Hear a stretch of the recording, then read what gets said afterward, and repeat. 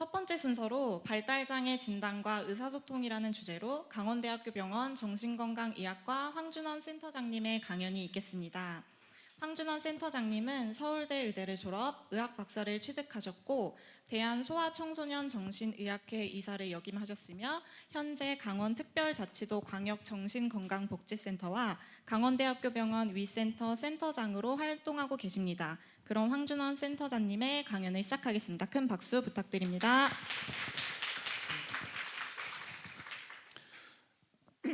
예, 발달장애의 진단과 의사소통이라고 제목을 붙였는데, 진단은 사실은 병원에서 주로 이제 의사들이 내리는 쪽이 되고요. 의사소통은 오늘 종일 이 강의를 들으실 거기 때문에 저는 아마 이 제목이지만 주로 진단에 대한 말씀을 좀 드려야 될 것 같습니다. 맞죠?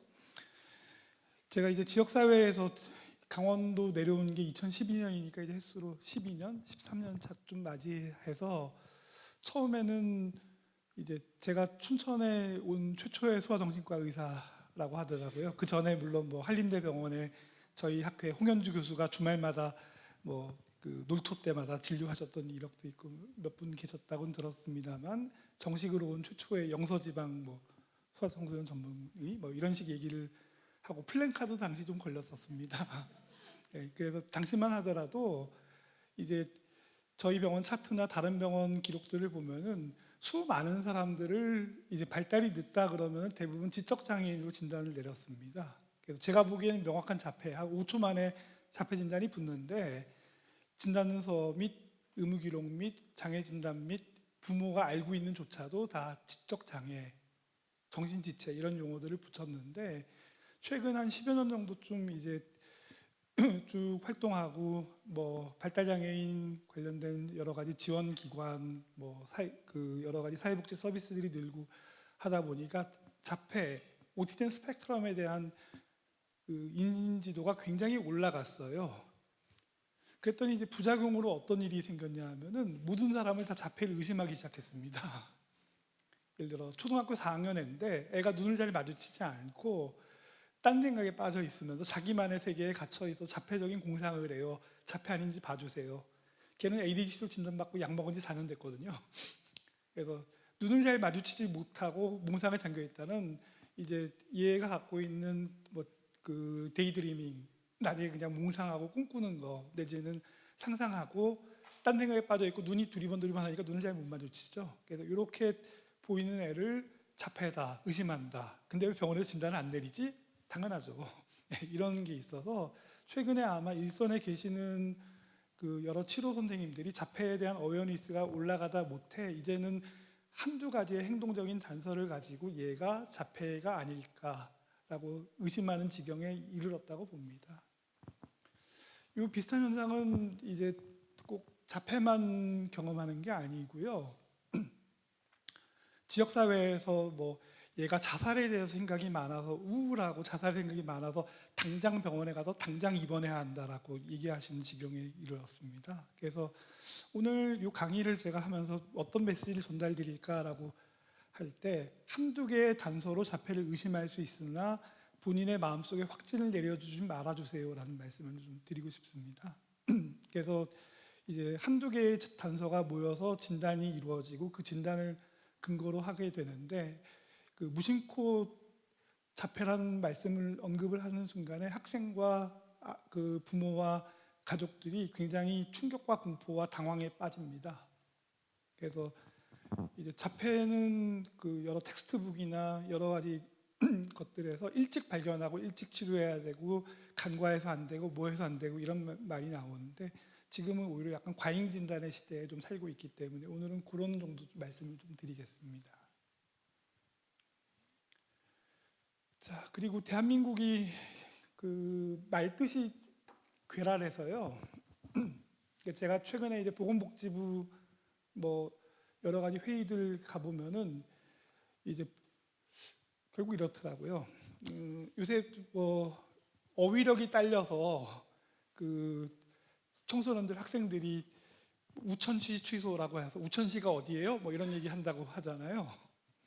예, 그런 얘기처럼 어휘력이 딸려서 한자 교육을 시킨다라고 이제 언론지상에서 떠들면은 여기 언어 그 전공자들 앞에서 번데기 앞에서 주름 잡지만 유니버설 랭귀지에 따르면은 프라이머리 랭귀지, 한국어 실력이 좋아야 한자를 배우든 영어를 배우든 뭘 배우든 말의 속 깊은 뜻을 이해하고 할 수 있지, 이런 애들한테 영어를 더 가리키고 한자를 더 가리킨다고 프라이머리 랭귀지, 한글에 대한 개념 이해가 안 되면은 그 용어를 제대로 구사할 수 없다라고 저는 보고 있습니다. 제 말 맞나요? 예. 근데 대단히 죄송하게도 이제 공무원 욕해도 되나? 이런 제도를 만들고 명명하시는 분들이 이 프라이머리 랭귀지 스킬이 좀 떨어지신 관계로 듣기 좋고 그럴듯하고 본인이 이렇다고 생각하는 용어를 이 학문적, 사회적인 정의에 따르지 않고 말들을 붙였기 때문에 네가 지금 얘기하는 발달장애가 내가 알고 있는 발달장애가 맞냐? 이것부터 우선 좀 말씀을 드려야 될 것 같아서 말씀을 드립니다. 자, 발달장애란의 보편적인 정의는 다음과 같습니다. 한마디로 개인이 뭔가 만성적으로 곤란을 겪는데 그게 정신적이든 육체적이든, 그래서 22살이 되기 전에 어릴 때부터 존재했어야 되는 거고, 이게 아무래도 무기한 장기적으로 지속될 문제, 이게 발달장애, Developmental Disability입니다. 그래서 이 정의에 따르면 발달 중에 뭔가 이 사람의 건강, 안녕, 여러 가지 생활에 지장 줄 수 있는 모든 발달학적인 문제가 다 Developmental Disability, 발달 장애에 들어가죠. 그래서 그 중에서 이제 한 가지로는 어림없고, 뭐 자조가 안 된다, 수용 언어가 안 된다, 표현 언어가 안 된다, 학습이 안 된다, 이동이 안 된다, 뭐 이런 게 안 된다라는 걸 포괄 해서 뭔가 발달에 문제가 있고 이로 인해서 생활의 지장에 여러 영역이 있으면 발달 장애다. 이게 국제적 보편적 정의입니다. 근데요, 그래서 이제 0세에서 9세는 여러 영역이 아니라 한두 개 영역만 문제 있어도 발달 장애라고 진단해라, 이렇게 돼 있어서 이제 서구, 유럽 국제적인 정의는 ADHD 발달 장애, 오티즘 스펙트럼 디스오더 발달 장애, 인텔렉츄얼 디서빌리티 발달 장애, 랭귀지 스피치 디스오더 발달 장애, 러닝 디스오더 발달 장애, 뚜레, 이렇습니다. 그래서 여러분이 이제 텍스트북을 보시든 여러 가지 볼 때 DSM-5라는 정신과 진단 기준에 뉴로 디벨롭먼트 디스오더에 나오는 모든 컨디션이 국제적인 발달 장애입니다. 일본은 발달 장애자 지원법을 이라는 걸 통해서 발달 장애를 정의하는데 역시 서구의 개념과 비슷합니다. 그래서 이제 자폐증, 아스퍼거죠, 광범위성 발달 장애, Pervasive Developmental Disorder도 학습 장애, 주의 결함 다동성 장애, 이건 ADHD의 그 한자 표기고, 뭐 이런 걸로 그 저연령에서 발달하는 문제들을 총칭해서 정의하고 있습니다. 그 외라는 말이 들어가 있죠. 그래서 그런 걸로 일상생활, 사회생활에 지장을 받고 18세 이하고 이런 식으로 되고 있어서 이제 서구의 보편적인 정의에 어느 정도 부합합니다. 뭐 이렇게 돼 있죠. 한국의 발달장애인 권리 보장 및 지원에 따른 법률, 발달장애인법에 따르면 대한민국에서의 발달장애인은 현재의 기준은 1번 지적장애, 2번 자폐 스펙트럼 장애, 3번 급의 대통령으로 정하는 바. 근데 제가 저 같은 사람을 이제 집요해서 찾아보거든요. 대통령령으로 정한 적이 없습니다. 3번은 나중에 추가하려고 남겨뒀는데 실제로는 지적장애하고 자폐성 장애 두 개밖에 없어요. 그래서 오늘 발달장애인 지원센터장님도 오셨지만 그 센터를 이용하는 대상은 이제 지적장애인 또는 자폐성 장애인, 이걸 뭉뚱그려서 발달장애라고 하는 거죠. 이 법의 취지는 결국 이런 것 같습니다. 과거에는 지적장애인 시설이 따로 있었고 자폐인 시설은 별로 없었거든요. 그래서 이제 자폐 스펙트럼 장애, 자폐성 장애를 갖고 있는 친구들이 지적장애 갔더니 일반적으로 자폐성 장애 친구들이 자극에도 민감하고 행동 문제도 많고 손도 많이 가고 하다 보니까 지적장애인 시설에서는 따돌림을 당하거나 입소를 거절당하거나 뭔가 차별이 있기 때문에 문제의 성질이 비슷한 분끼리 묶어서 이쪽에 지원을 강화하자, 이런 쪽으로 나왔는데, 그럴 거면은 용어를 발달장애를 안 써주셨으면 좋았는데 이 용어를 쓰다 보니까 헷갈려요. 저같이 이제 흰머리 나오는 사람들은 또 어떤 옛날 기억이 있냐 하면은 원래 대한민국의 자폐 스펙트럼 장애라는 자폐성 장애라는 장애인 병명이 붙은 지가 이제 24년 됐습니다. 2000년 1월 1일부터 생겼는데 그때는 명칭이 발달 장애였습니다. 그래서 그 전에 90년대까지는 지적 장애 안에 지적인 결함을 주 문제로 하는 수많은 것들을 그냥 뭉뚱그려 지적 장애라고 진단했다가 2000년부터 2010년대까지는 발달 장애라는 이름으로 사실은 ASD, 뭐 당시로 따지면 이제 그 PDD 이런 쪽 진단을 내렸다가 이제 용어들이 바뀌게 되니까 그래서 90년대 사람하고 2000년대 사람하고 얘기할 때 발달 장애는 자폐, 동의어가 되고요. 2020년대 들어서 발달 장애 그러면 지적 장애인과 발달 장애인이 되고요. 외국에 나가서 발달 장애 그러면 이거는 발달에 문제가 있는 총체적인 여러 질환군을 통틀어 얘기하는 말이 됩니다.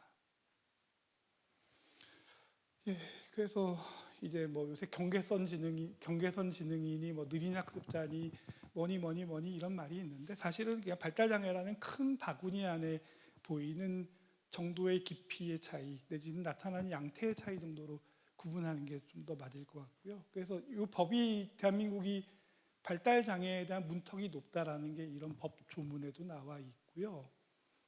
그러다 보니까 특수교육도 역시 문턱이 높습니다. 왜냐하면 발달 장애로 지정을 받고 특수교육 대상자로 항시 지정 받을 때 또 이런 법들이 항상 기준들이 되거든요. 그래서 대한민국이 OECD 기준에 비해서 특수교육을 받는 사람의 비율이 적고 장애인 비율이 적고 지원이 부족하고 뭐 이런 것들이 늘 반복되고 있습니다. 자, 이건 이제 소아과에 이제 찾아오시게 되면은 얘가 뭔가 발달이 느려요라고 오시면서 조희승 원장님이나 아니면은 소아과 의사를 만나시면은 이런 흐름을 통해서 진단을 내리게 돼 있습니다. 되게 발달이 늦으면은 저부터 먼저 찾아오시지는 않고요. 되게 소아과에서 건강 검진, 뭐 예의, 뭐 영유아, 뭐 백신 접종 여러 가지 이슈를 통해서 차근차근 진단하다가 감별 진단하다가 그 다음에 이거 좀 이상하니까 어디 가봐 이런 식으로 넘어오게 돼서 우선 그것부터 말씀드릴게요. 그래서 메디컬 히스토리 병력을 쭉 청취하고 가족력 점검하고 뭐 신체 검진하고 뭐 이런 거 해서 뭔가 진단이 의심된다 그러면 확진으로 넘어가고 의심이 안 된다 그러면은 그때부터 샷건으로 쏘는 여러 가지 테스팅을 합니다.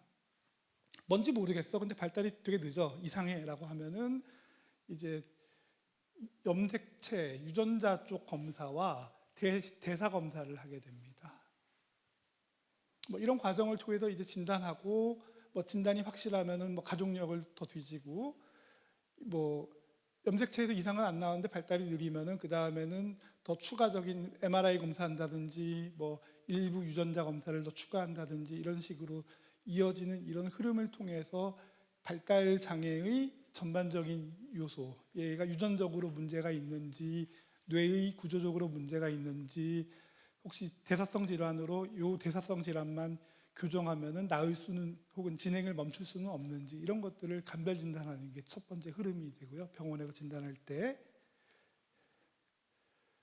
그래서 뭐 크게 보면 염색체, 피 검사, 뭐 두 번째로는 여러 가지 뭐 대사, 신경 영상, 뇌파, 유전자 이런 검사들을 통해서 얘의 발달 장애의 유형이 뭐 어떤 우리가 알고 있는 염색체 유전자 질환이냐, 뭐 저체중, 그 신생아 기형, 뭐 여러 가지 뭐 저산도증 이런 식의 구조적인 문제냐, 뭐 뇌파가 이상해서 애가 흔들려서 발달이 정체되어 있거나 오히려 퇴행했느냐 이런 여부들을 가려가면서 쭉 구분하다가 그 이후에 이제 안 되면은 저 같은 사람한테 이제 얘가 다른 이디오패식 원인을 잘 모르는 자폐 스펙트럼이나 뭐 다른 류의 발달 문제가 아닌지를 감별 진단하게 돼 있습니다. 여기 용어에 글로벌 디벨롭먼탈 딜레이 전체 발달 지연이라고 나오는 이유는 애들이 발달이 늦는데 이 늦는 정도를 측정하기 위해서 여러 가지 심리 검사 뭐를 측정하려고 그럴 때 대부분의 도구들이 그 연령대에서 못하는 걸 잡아내기가 어렵습니다. 예, 그래서 일단은 광범위하게 얘가 전반적으로 발달이 늦다라고 하면서 뒤져가면서 진단들을 내리게 그런 흐름으로 되어 있습니다. 자, 그렇게 해서 이제 이런 검사 과정을 통해서 뭔가 애가 느리긴 느린데 뭔가 이상해라고 하면 저 같은 사람 만나게 돼 있죠. 그러면 저 같은 사람은 이 느린 원인이 뭐 영역별로 한두 개 정도 늦는, 그래서 나중에 캐치업 따라잡는 게 가능한 쪽의 디벨롭먼트의 컨디션이냐, 아니면은 얘가 이 전반적인 지능이 다 저하돼서 고르게 지연이 되어 있느냐, 이런 오티스틱 캐릭터리스틱을 만족하느냐, 뭐 다른 이제 감각기나 이런 데 이상은 없느냐, 이런 것들을 이제 천천히 따져가기 시작합니다. 이게 DSM-4라고 옛날 진단 기준에는, 그래서 의사소통의 문제가 한 증상의 축으로 이렇게 있었어요. 근데 요 화살표를 꺼놓은 거는 이런 기준들이, 이런 도메인들이 DSM-5 들어서 빠져나갔습니다. 그래서 이렇게 얘기하는 이유가, 아스퍼거처럼 말 길게 잘하고 우영우처럼 뭐 말 잘하는 사람도 자폐, 일생일 때 한마디 말을 한 적이 없는 사람도 자폐, 이렇게 해서 이 레인지가 너무 넓기 때문에 언어의 문제 결손을 이 특징으로 잡기에는 너무 레인지가 넓으니까 이게 진단 기준으로는 적합하지 않다라고 봐서 DSM-5에 빠졌죠. 예, 그런 것들이고요.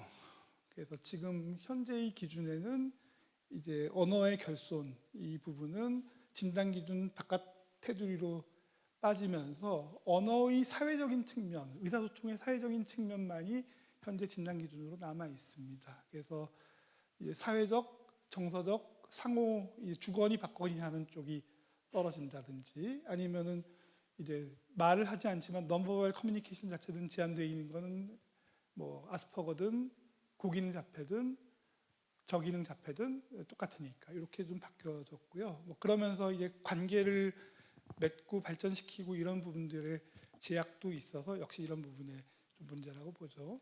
예전에 예일대학교에서 뭐 소아 청소년 클리닉, 그 자폐 클리닉을 해서 20년 기념사, 뭐 30년 기념사 뭐 이렇게 해서 행사를 벌여서 어릴 때 조기 개입했던 친구들 중에 나중에 봤더니 어떤 미래가 와 있는가라고 조사했다고 제가 구전으로 들은 적이 있는데, 한 30명인가 40명을 놓고 했더니 결혼을 두 커플인가 했답니다. 두 명이. 근데 한 명은 이제 자폐 스펙트럼 장애 환우랑 결혼했고요. 한 명은 본인을 돌봐주던 그 사회복지사하고 결혼했다고 합니다. 그래서 이제 그 오티즘 스펙트럼 디소더가 있는 경우에는 전형적인 로맨틱한 릴레이션십을 개시하고 맺고 이런 부분들은 아무래도 어려운, 제일 마지막까지 어려운 부분으로 그렇게 생각하죠. 그래서 우영우 같은 드라마 보면은 저게 가능할까 하고 저는 개인적으로는 조금 의구심 있게 보고는 있습니다. 뭐 그 외에도 이제 반복적인 뭐 상동적인 행동이라든지 동일성을 추구한다든지 뭐 관심이나 흥미가 제한되어 있다든지 감각이 뭔가 약간의 변동이 있어서 너무 감각 자극이 예민하거나 너무 감각 자극이 둔감하거나 이런 게 이제 ASD의 주된 특징이 되겠습니다. 그래서 지금 보시면은 현재 자폐 스펙트럼 장애는 7가지 팩터가 있죠. 그래서 라지 팩터, 큰 팩터는 사회적 의사소통과 어떤 흥미, 행동, 관심사 쪽에 팩터가 있고 그 안에 소영역이 각각 3개, 4개 정도쯤의 기준들이 있다. 이렇게 얘기하시면 될 겁니다. 지역사회에서 이제 자폐 스펙트럼 장애를 예민하게 보시는 분들은 특히 이런 한두 가지의 영역의 문제, 얘가 뭐가 관심이 좀 이상해요. 뭐 바퀴만 쳐다봐요. 엘리베이터 좋아해요. 숫자 좋아해요. 뭐 외우기 좋아해요. 그러면 여러분은 빙산의 일각, 7가지 영역 중에 하나 정도의 증상을 보신 겁니다. 맞죠? 근데 이제 나머지 6개는 그러면 어떻게 된 거냐? 자, 이때부터 강대병원에 가보세요. 서울대병원 가보세요. 아산병원 가보세요. 더 많은 심리검사를 받으세요. 더 많이 뭘 해보세요라는 용어들이 있는데, 적어도 이제 그 발달 장애 혹은 뭐 발달 지연이 있는 친구들 다루기 위해서 이런 친구들을 맡고 담당하실 경우에는 이런 나머지 6개에 해당하는 쪽에도 관심을 기울여서 이제 전문가로서 내가 보기에 특정 한두 가지 의심스러운 행동이 있으면 그 다음부터는 다른 행동들, 다른 영역들을 충분히 검토를 해주셔서 하실수록 조금 더 그 병원이나 이런 데에서 받아들이기도 쉽고요. 보호자들이 잘못 한두 개의 양태를 가지고 오티즘 스펙트럼으로 의심받지 않도록 하는 데 도움이 됩니다. 이 강의 준비해서 이런 얘기 하려고 했더니 이번 주 화요일 날 좀 재미있는 아이가 왔는데요. 엘리베이터에 관심이 많아서 숫자 1, 2, 3, 4, 5, 6, 7, 8 이런 숫자에 굉장히 관심이 많고요. 만 3세 6개월인데 벌써 알파벳도 읽고 한글도 익히고 제 이름도 명찰 보고 알고 뭐 제가 심심해도 저희 그 병원에 있는 달력에다가 그 했더니 강원대학교 행동발달 이걸 3세 반에 해요.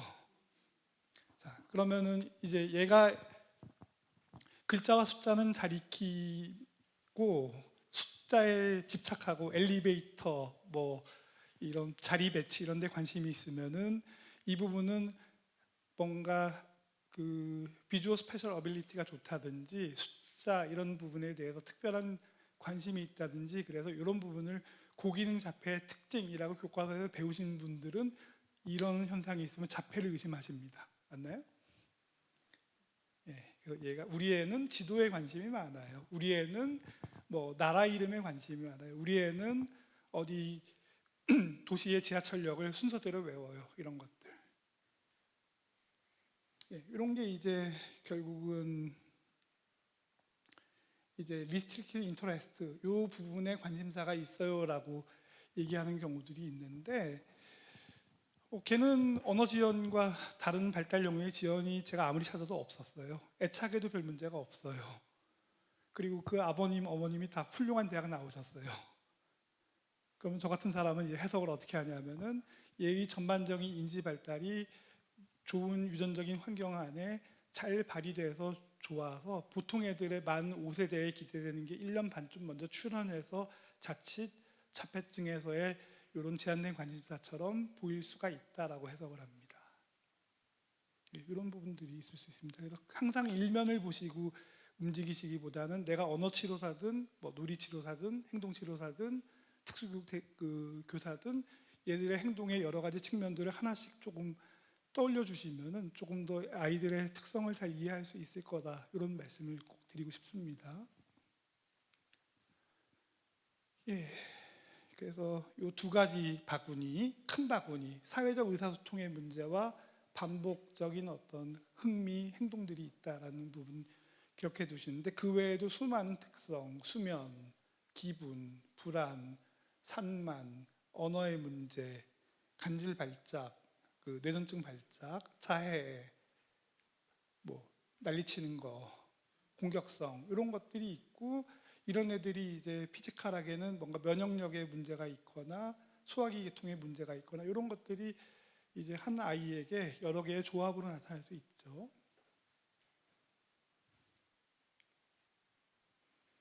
예, 그래서 주로 이쪽 도메인, 그 과잉행동 충동성, 공격성 및 초조, 불안 이런 요소가 있으면은 저희 행동발달증진센터의 프로그램을 이용하는 주요 고객님이 되십니다.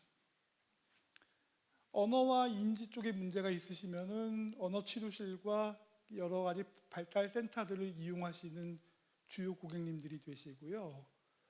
이런 유전적인 문제가 있으면서 이런 특성들이 고르게 나타나면은 소아재활의학과, 소아과, 소아청소년과 뭐 여러 과들이 협진을 해서 해야 되는 경우에 해당이 될 거고요. 걔들에게 중간에 나타나는 여러 가지 문제들에 대해서는 각 과들이 이제 문제에 맞춰서 주 치료과가 있다가 다른 과로 보냈다가 이렇게 해서 보통 뭐 이런 현상들을 치료하거나 다스리곤 합니다.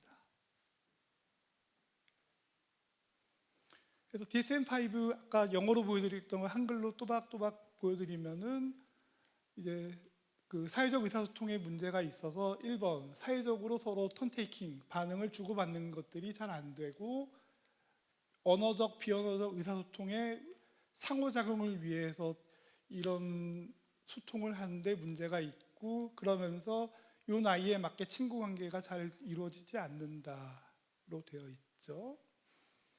그 다음에 이제 제한적이고 반복적이고 상동적인 행동, 관심, 활동이 있어서 이제 늘 고정되어 있고 반복적인 행동이나 말 습관이 있고 이제 어떤 틀에 박혀서 이 순서대로 이 시간대에 이러지 않으면 심하게 보채고 불안하고 이런 요소들이 있으면서 관심사가 한정적이 되죠. 그래서 제가 예전에 만났던 친구 중엔 똑똑한 친구인데 2010년대에 왜 비틀즈 앨범을 1집, 2집, 3집, 4집을 듣고 있는지 저는 잘 이해하지 못했어요. 걔가 10대인데 저희 세대는 비틀즈에 대한 로망이 있지만 지금 여기 계신 학생 선생님들 중에 비틀즈라는 그룹이 있었다는 것도 처음 들으시는 분이 많잖아요. 네, 비틀즈 뭐 몇 집에 무슨 노래는 뭐 가사가 어쩌고 이런 거 외우면 조금 이상하죠. 예. 혹은 뭐 선생님 대동아 공연권에 대해서 아세요? 하면서 저한테 대동아 공연권 막 강의를 해요, 애들이. 예. 왜 진료실에 와서 대동아 공연권 강의하는지 저는 잘 이해하지 못하겠어요. 예. 이런 식으로 제한적이고 고정된 관심사가 있다. 그 다음에 감각 자극에 대해서 역치가 너무 낮거나 높아서 반응이 이런 조용한 방에서도 팬소리, 약간의 그 고주파 소리에 예민을 뛰쳐나가는 친구들, 반대로 아주 큰 통증이 주어지는 자극이 있음에도 자해를 하거나 통증을 잘 못 느끼는 그런 친구들까지 굉장히 다양하게 존재한다가 이 진단 기준에 현재 보이는 부분이죠. 자, 그래서 이걸 진단하기 위해서는 일단 K챗 뭐 이런 도구들도 쓰고 뭐 24, 35개월에 무슨 도구도 쓰고 뭐 하는데 그냥 알아두실 게 많은 부모님들이 영유아 검사 통해서 뭔가 발달 지연이 의심돼요라고 하면서 저한테도 찾아오시고 언어 치료실이나 여러 치료 공간에서 오시는데 이것만으로는 감별 진단이 어려워요. 그래서 글로벌 디벨롭먼트 딜레이, 전반적인 발달 지연이 있다까지는 알겠는데 이 나머지 과정들은 현재 이 도구로는 뭔가 의심하기는 좀 어렵다라는 생각이 들고요. 그래서 아까 서두에 말씀드린 대로 병원에 오게 되면 병력을 듣고 검사를 하고 뭐 여러 가지 세부 검사들을 하고 이렇게 되어 있고요. 그 중에 이제 국제적으로 오티즘 스펙트럼에 대해서 이제 이런 도구를 거쳐야 적어도 진단이 확실하게 된다라고 했던 두 개의 도구가 ADIR, 자폐 진단 면담과 에이도스, 자폐 진단 관찰 척도 이 두 가지가 있습니다. 근데 가끔 이제 저도 여러 병원 소견서나 뭐 여러 가지를 보곤 하는데 이제 제 관찰과 제 직관과 제 병력 성취와 제 결론과 어느 병원에서 가져온 ADIR 점수와 두 개 중에 제가 무엇을 가치관에 둘 것인가 라고 할 때는 저는 제 직관을 믿습니다. 이런 이유는 이제 이런 진단 도구는 이제 결국은 이 진단 도구를 내려서 게임 끝이 아니라 얘를 잘 관찰한 의료진들끼리 협의해서 이 검사 결과에 대해서 서로 토론하면서 진단을 만들어 나가는 하나의 과정으로 쓰이는 도구지 이 검사를 하면은 그동안 봤던 그 수많은 의사, 치료사들 이런 분들의 의견이 다 배척이 되고 이게 맞다라고 할 수가 없어요. 골드 스탠다드는 이제 이 병력과 여러 가지를 잘 알고 있는 의사의 최종 판단이 골드 스탠다드라고 보시는 게 맞습니다. 가끔 이제 이런 것 때문에 가족들한테 제가 원망 아닌 원망을 듣는 경우가 많죠. 그 서울에 있는 모 명의께서 자폐라고 하셨고 에이도스와 ADIR 결과도 자폐라고 돼 있는데 왜 강원도 촌구석에 있는 황모 교수가 얘는 지적장애라고 우기고 장애 진단도 안 끊어주고 뭐도 안 해주고 뭐 이런 얘기 저 많이 듣습니다. 네, 그런 일들이 있죠. 자, 그래서 감별 진단 아까 영유아 검사로 좀 어려운 경우에 그 다음에 진단적인 힌트를 얻을 수 있는 병력을 간단히 해서 지역사회에서 쓸 수 있는 도구가 뭔가 해서 봤더니 오늘 오셨던 여기 이윤경 교수님, 박현옥 교수님이 이 연구진에 들어가셔서 검사 개발하셔서 아이샌드라는 굉장히 훌륭한 도구가 있습니다. 저도 연구진에 있다가 제가 바쁘다고 저는 중간에 사라졌는데 이 두 분께서 이 도구 잘 개발하셔서 이렇게 훌륭하게 나온 걸로 알고 있습니다. 맞죠? 네. 두 분이 다 도리도리하고 계신데 이따가 저 플로에서 여쭤보시면 됩니다. 그래서 이 도구가 적어도 지역사회에서 전문가들이 전반적인 발달 지연이 있을 때 그 다음 도구로 활용될 수 있는 가치가 높은데 저 같은 사람은 뭐 보건복지부 돈 받으면 무료로 풀어라가 제 주관인데 연구자나 뭐 여러 가지 활용도에 따라서 이건 아마 돈 주고 사야 될 겁니다. 네, 그래서 이건 각 철학이 좀 다르죠. 주로 36개월 이내의 그 발달 장애, 아까 고전적인 전통적인 발달 장애를 잘 감변 진단할 수 있는 툴을 3세 이전과 3세부터 학교 들어가기 전까지 버전으로 만들어서 쓰고 있으니까 지역사회에서 내가 지금 담당하고 있는 아이들의 문제가 뭔가 느려. 근데 이게 뭐지? 하고 할 때 조목조목 체크하실 때 유용하게 쓰일 걸로 전망합니다. 예, 그중에 이제 문제 행동이 있으면은 뭐 소아청소년 전문의도 평가를 하고, 정신과 전문의도 평가하고, 뭐 간접 평가도 하고 이러면서 이제 문제 행동의 의미에 대해서 파악해서 나중에 행동 분석으로 기능 분석으로 옮겨간 다음에 여기에 맞춰서 이제 여러 가지 치료 프로그램을 제공하거나 기타 다른 치료들을 제공하거나 뭐 이렇게 이제 되어 있죠. 그래서 발달 장애 그 경우의 치료는 어느 한 과, 어느 한 영역, 어느 한 전문 분야에서 해결할 수가 없습니다.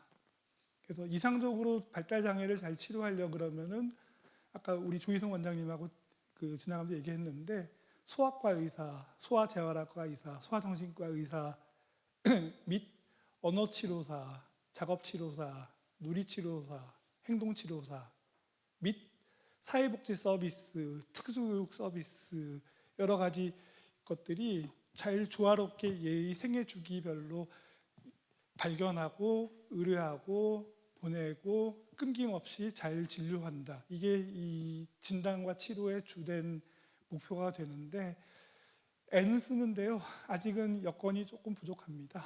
그래서 제가 이제 항상 국감철 되면은 저희 선생님이 애먹는 게 치료 대기 리스트를 가져와라. 평균 이 센터의 치료 대기 그 개월수를 계산해라. 뭐 이런 얘기를 하면은 저 같은 사람한테는 아니 저 태워야 될 승객이 10,000명인데 차 한 대 주고 이 차 한 대를 얼마나 돌려야 대기 없이 저희가 할 수 있어요? 라는 얘기를 합니다. 좀 푸념이었고요. 그래서 이제 ASD의 경우에는 뭐 여러 가지 이제 문제들이 되게 있는데 되게 3세 전부터 뭔가 이상한 걸 이제 질적으로 알아차리기 시작합니다. 저는 지금 보여드리는 건 이제 ADI 아래서 언어에 대한 도메인에서 이제 흔히들 이런 걸로 의심할 수 있다라는 것들을 제가 좀 가져와 봤는데요. 두 돌 넘어서 말 이제 막 엄마 이런 말 시작하면은 언어 지연이 자폐 쪽이 아닌가 의심해 보라. 33개월 지나서 단어 연결 이제 막 시작해서 이제 평균의 발달보다 1년 이상의 지연이 뚜렷할 경우에는 자폐의 힌트가 조금 있다고 봅니다. 근데 이 단순 언어 지연도 이런 경우 많죠. 그리고 이제 ASD에서의 의사소통의 문제는 제일 잘 보이는 시기는 만 4에서 5세 사이입니다. 그래서 보통 이런 도구에서 주장하는 게 뭐 아이의 나이가 어릴 때는 지금 현재의 기준으로 이상을 판별하지만 애가 좀 큰 다음에 나중에 후양적으로 진단할 때는 만 4, 5세 중에 제일 애가 안 좋았을 때 기준으로 평가해보라 이렇게 되어 있죠. 그래서 5개 이상 엄마 아빠 외에 단어 얘기하다가 단어를 잃어버린다 그러면 ASD의 강력한 진단 의심을 할 수 있는 근거 중에 하나인데 그 외에도 애가 뇌막염에 걸리거나 뭐 의식을 잃은 적이 있거나 간질 경련 발작할 수 있는 수많은 질환 컨디션에 있거나 아니면은 이거보다 영향력은 더 적지만 중이염에 걸려서 귀에 들리는 게 없이 염증 때문에 청력이 떨어질 때 이럴 때는 언어의 상실이 있을 수 있다라는 말씀을 드리고요. 그 다음에 이제 말로 잘 못하니까 몸으로 때워야 되는데 몸으로 못 때우기 때문에 이렇게 가리키고 눈으로 자기의 이 의사소통 노력을 하고 이런 부분이 이루어지지 않고 예스 끄덕이고 고개 젓고 빠이빠이 하고 뭐 여러 가지 동작들 박수 이런 동작들조차도 거의 나오지 않는다. 이런 게 특징 중에 하나가 되고요. 예, 그래서 이 발달표에 나오는 수많은 제스처들, 행동들이 이 아이들에게 잘 나오지 않는다는 말씀입니다. 제가 이렇게 재미삼아서 이렇게 가리키면 여러분들은 다 쓸데없는데 이게 보고 계시잖아요. 5, 6개월 아무 의미 없는 거라도 제가 일단 가리키면 여러분은 보시게 되어 있습니다. 맞나요? 예, 정상적으로 요 두째 손가락을 가지고 가리키는 거는 돌 전에 대부분 출현합니다. 예, 그런 것들이죠. 예, 그 외에도 이제 놀이에서 상상력 혹은 놀이에 상호작용이 있는 요소의 놀이들이 잘 안 이루어지기 때문에 뭐 예를 들어서 장난감 기계로 잔디 깎는 신용을 한다. 엄마가 보여주는 여러 가지 버릇들을 놀이에서 그대로 재현한다. 이런 거는 자폐의 특징이 아닙니다. 텔레비에서 본 거 따라하는 건 제외래요. 그 다음에 소꿉놀이, 인형놀이. 근데 이제 인형놀이도 장난감을 주인공으로 만들고 장난감이랑 서로 대화를 주고받고 이야기, 스토리텔링을 만들고 이런 쪽의 놀이는 자폐적인 특성이 아닙니다. 뭐 각종 협동놀이, 뭐 여러 명이 팀 플레이를 해서 환자, 의사, 간호사 뭐 이런 식의 그룹을 만들어 그 중에 자기가 일원인 것처럼 하는 놀이들, 이런 것들은 역시 그 자폐적인 특징이 아닙니다. 그 다음에 이제 저희 뜬금없이로 친해지거나 관심을 표현하기 위해서 뭐 얘기하는 거, 오늘 날씨 좋죠, 한림대병원 건물 너무 멋있어요, 이런 거 정말 쓸데없거든요. 네, 쓸데없으나 사람들에게 관심을 표현하기 위해서 툭 던지는 말들, 이런 부분들이 자폐적인 애들한테 나타날 수 없다. 그 다음에 이제 상호 교환, 졸고 있는데 계속 강의 집요하게 막 퍼붓는 교수들이 있으세요, 그렇죠? 예. 이 사람은 들을 마음이 없어요. 지금 의식 세계가 꿈나라로 가고 있어요. 저도 약간 지금 그러고 있는 게 시간 넘겼다고 자꾸 눈치 주는데 지금 무시하고 하고 있거든요. 그래서 이렇게 상호 교환적인 요 부분이 이루어지지 않고 자기 페이스대로 해야 직성이 풀릴 때는 오티스틱한 걸 의심합니다. 네. 예, 그 외에도 말이, 톤이, 이 구절이 여러 가지 부분이 늘 비슷한 말이 나오거나 금방 들었던 말이 아니라 한참 전에 아주 특징적인 말들에 대해서 아주 기계적으로 따라하는 말들, 유행어 제외하고, 예전에 개콘 끝나고 월요일 날쯤 되면 개콘 전날 했던 방송 유행어를 다음날 모든 초딩들이 따라하고 있잖아요. 이거는 지연 반영어의 요소에는 들어가지만 유행이기 때문에 제낍니다.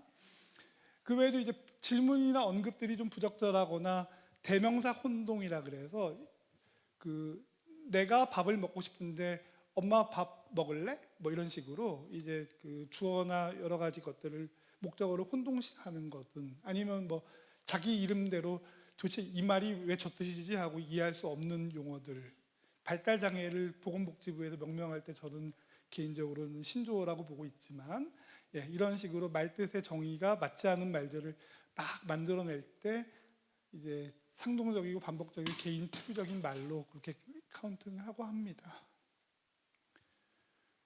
예, 이거는 이제 발달 장애에 대해서 진단을 잘 내릴 경우에는 적어도 16개월, 20개월, 적어도 돌반 정도쯤 되면은 진단을 어느 정도 잘 내릴 수 있고 진단이 안정적이라는 모습 보여드리려고 했는데요.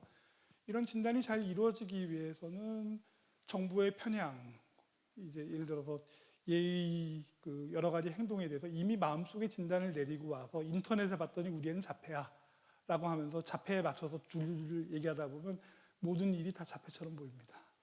그래서 그런 것들이 없이 전문가가 행동 특징을 구분하는 시기는 18개월부터 의심할 수 있거나 그 진단이 유효할 수 있다, 이런 말씀을 드리고자 합니다. 자, 시간 넘겨서 죄송하고 이걸 마치겠습니다. 네.